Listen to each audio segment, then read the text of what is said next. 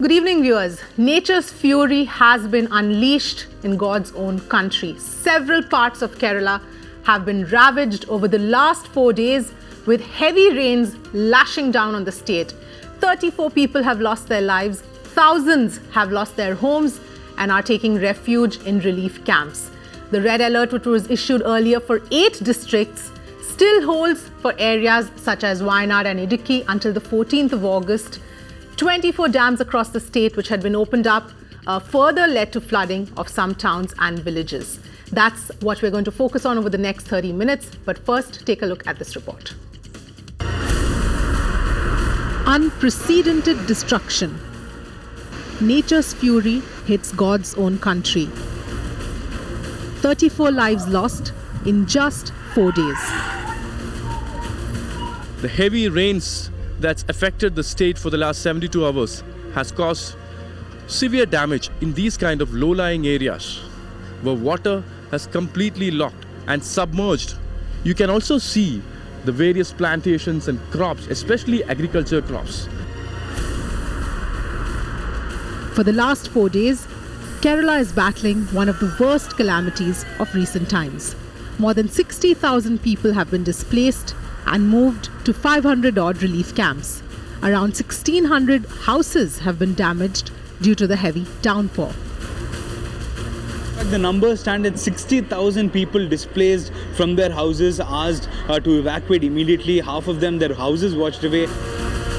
With a red alert issued for the 8 worst-hit districts, Home Minister Rajnath Singh conducted an aerial survey today and met people in relief camps at Ernakulam. Centre, state and army in unison have been carrying out rescue operations in the state since the rains hit the coastal state. Situation is very serious in Kerala and I would like to assure the state government that all sorts of supports will be provided by the central government to meet out the challenges of this flood situation. In fact, youngsters, including film stars too,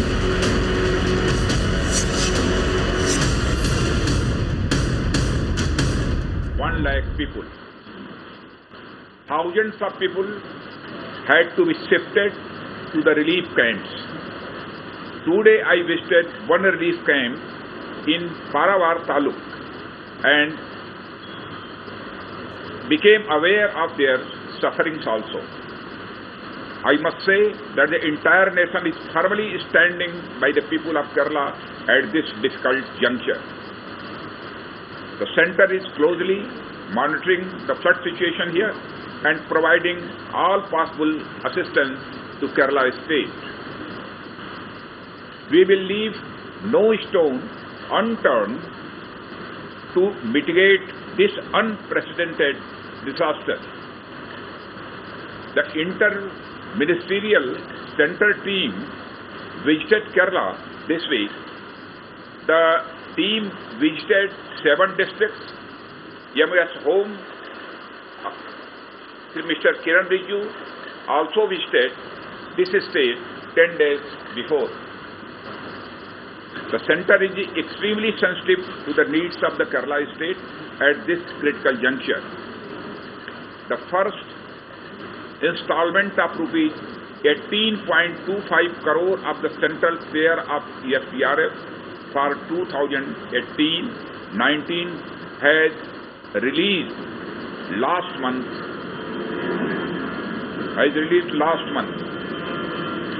In order to supplement the efforts of the state government, just before leaving for Kerala, I have approved the release of second installment of rupees 80.25 crore in advance from the SPRF.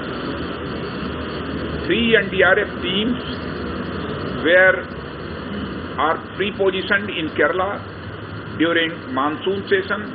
8 more NDRF teams have been deployed, taking the total number of NDRF teams are working here. If further NDRF teams will be needed, then we will provide that teams also. Now at present we are having 14 teams.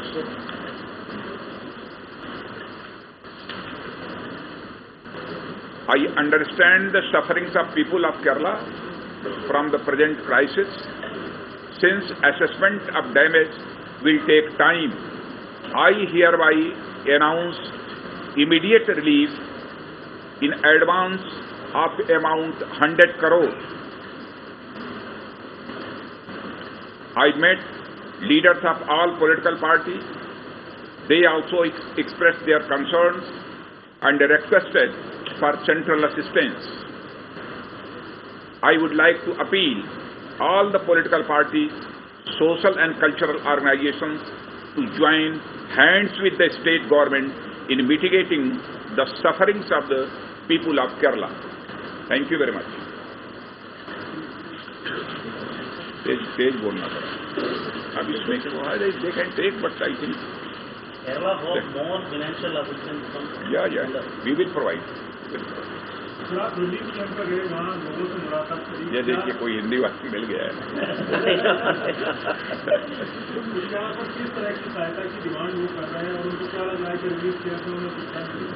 नहीं, वैसे जो relief camp में गया था, relief camp पे सामान से लोग सेटिस्फाइड थे.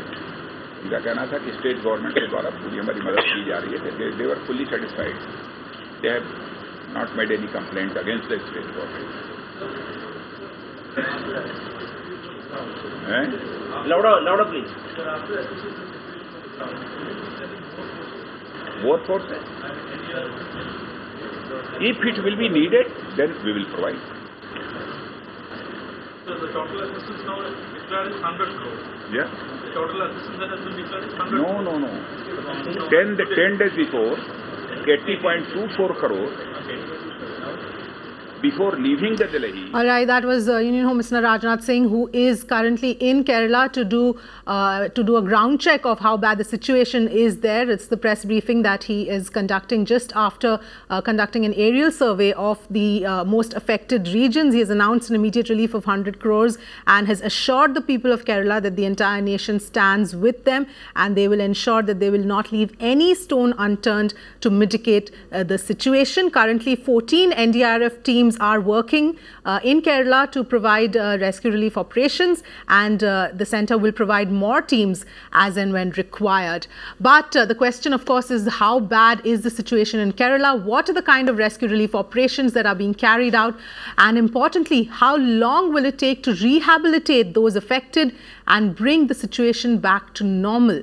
And what is it that you can do to help all those in need? I'm being joined, let me introduce my guests today. Vimlendu Jha, environmentalist, is with me, Indu Jairam and Rakesh of Ambadu Kochi, who are volunteering and who are helping out with a lot of the relief material for those who have been affected. They've been carrying out all of this work ever since this floods broke out, and we've also got our reporters who are on ground getting you minute by minute updates of what's happening. Let me first go across to Shrija, who at this point is in Idukki, which is one of the worst affected areas in Kerala. Shrija, take us through what is the update on ground as far as Idukki is concerned. The rains, we understand, came back today and sort of hampered the rescue operations to some extent.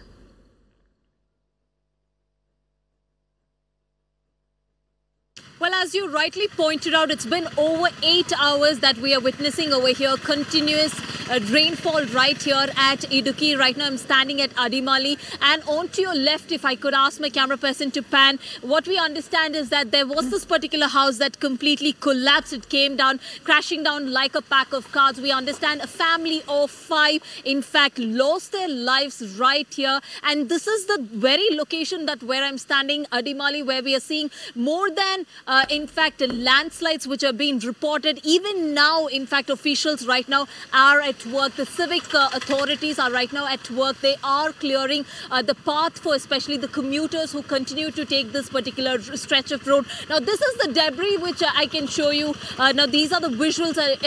In fact, these are the very vehicles which were parked atop, which is on this particular place where it came crashing down. It's completely damaged. We see that there are several houses. This is just one of the houses. So we see at least about 100 houses which have been completely completely damaged only because of these heavy rains. Apart from that, we are also given to understand at least about 15,000 homes have also been right now swept away in the flash floods here in Kerala. If I could show you one more visual over here onto my right is another house which is on the edge of this particular hilltop, what we're looking at. And you can also see that already landslide has occurred, and we see that the people have evacuated from this very location to a nearby relief camp. So we're talking about relief camp which have been set up by the state government at this point in time, which is over 30,000, which means we see that at least about 60,000 people have been rescued,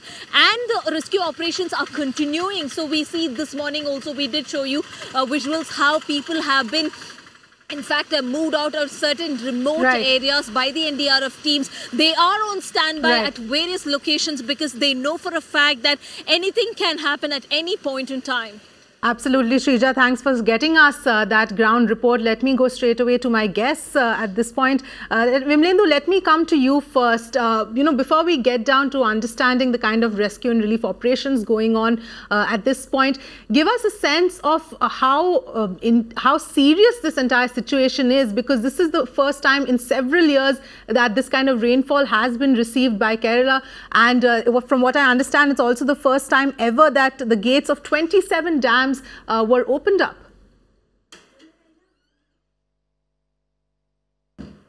No, absolutely. So, no doubt, there's been unprecedented rainfall. Like, we are all talking about 315% more rain than normal. But so there is a natural calamity of a kind. But the damage that you're actually seeing is absolutely man-made or government-made. If you look at Idukki Dam, for example, or all the 40 rivers of Kerala, they've been encroached upon. A lot of construction work that has actually happened in ecologically sensitive zones. The number of check dams that's been illegally made in different parts of area. Imagine just 80 meters from Idukki Dam is where there are constructions that have taken place, where as per rules, at least till for at least 100 meters, there should be no construction that should be allowed. So what we're seeing today is unprecedented. What we've seen in 90 years, we haven't seen this kind of deluge, this kind of flood. But all of this is because how ecologically sensitive zones have been encroached upon, how wetlands have been damaged, how there's very little consideration. So, when we say that we are living in climate change era, there are issues, there will be unprecedented rainfall in different parts of India. What's the kind of preparedness that our state government or central government is actually working on? Because you cannot just say that it's God's fury in God's own country.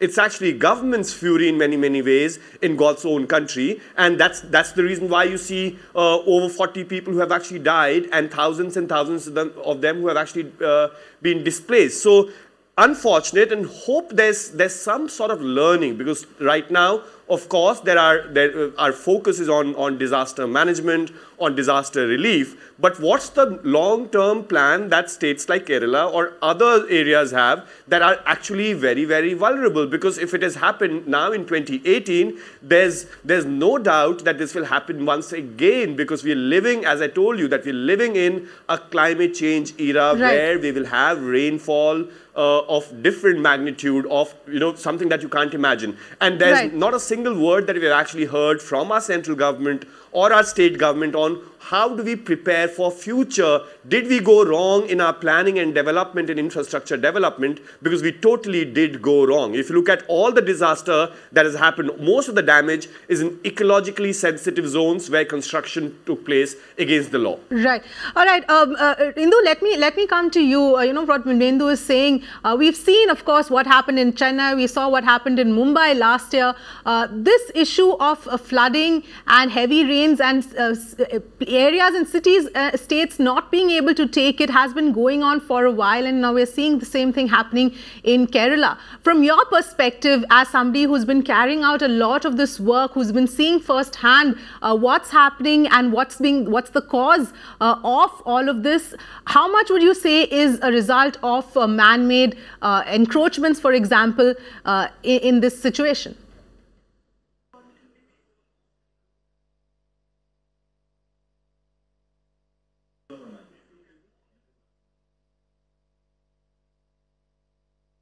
Indu, if you can hear me? Yes, I can hear you. Yeah. Yes, we understand.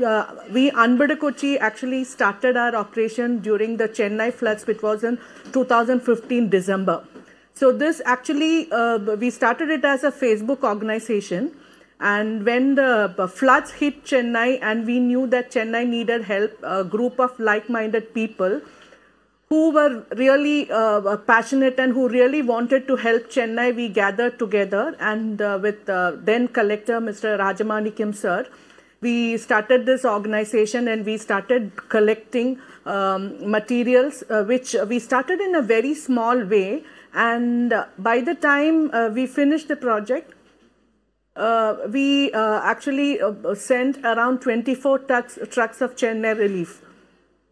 And after that, what we were doing is that we understood that if a flood situation like Chennai can really be very difficult situation for people, we thought that in Kerala also we should do some preventive action. So we started doing projects on actually revitalizing the ponds and cleaning and actually with a lot of volunteers. Right. And after that, we were doing a lot of projects, but then this Kerala floods happened. Right. And when Kerala floods happened, it was... Yes, yes, yes, go ahead, Indu. No audio. Yeah. So now when the rains set in during the monsoon, we knew that the situation in Kutanad was very bad because they were worst hit, and then we started our relief work from there.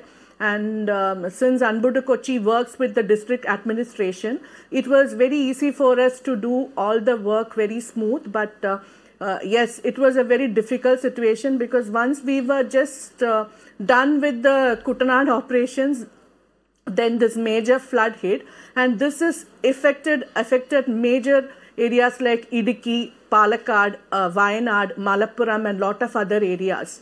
So that is when we again gathered together and we started collecting relief items for all these flood hit areas. Right. And Rakesh, if you can help us understand what's the kind of response that you've got, and specifically for all of those who are watching at home who want to help out but perhaps don't know how to reach out, what they can really do. If you can quickly take us through what is it that one can do to help out.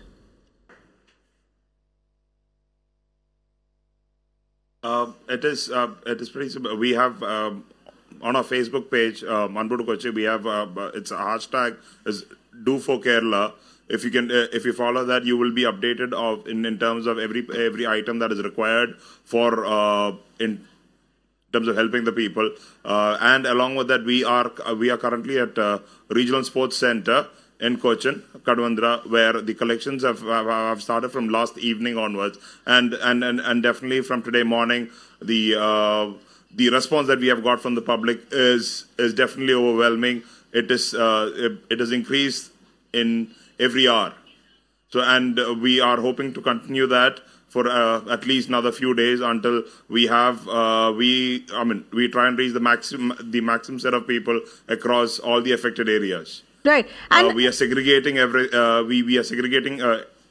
that we receive so that we can give people as an exact kit. So, and if we get a particular report from a specified location stating that they need XYZ, then we try and get that in particular and then send it to them so that it'll be easier for them to work out and distribute and then use it.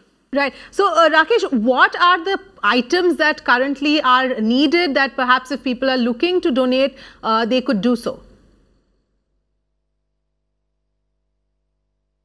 Okay, that will be the basic essentials in terms of clothes, and then you have your rice, you have your pulses, you have your daily toiletries as well, and the medicines.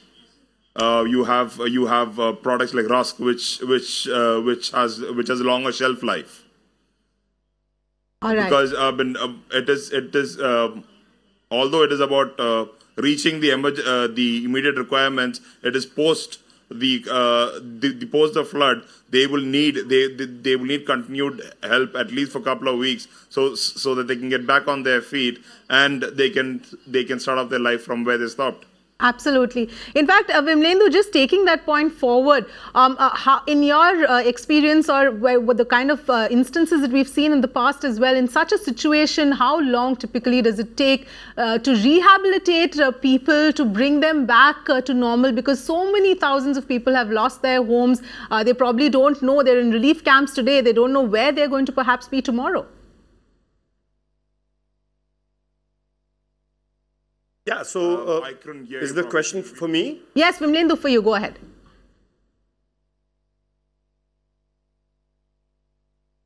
Yeah, so, of course, this is going to stay, as in, we're talking about people who have been displaced and the damage that has been caused.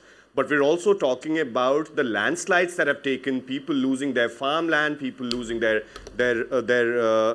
livelihood. So the impact is going to be not just short-term right now inconvenience, but also medium-term and long-term. And that's where I think the government needs to step in and look at this from a sustainable point of view. That how do we bring in sustainable solution to a place like like Kerala, which is actually very, very green, which is known for its ecology, and then we are actually seeing this flood which has damaged several ecologically sensitive areas. So I think that it's high time right now that the government looks at this as a wake-up call. Of course, the immediate thing is to respond to disaster, respond to needs of people. It is going to take some time, but in medium term and long term, if there could be a sustainable roadmap for the state, for a state like Kerala, along the 44 rivers that Kerala has, and the beautiful, in a way, country that Kerala is, I think that's what needed. Government needs to really step up its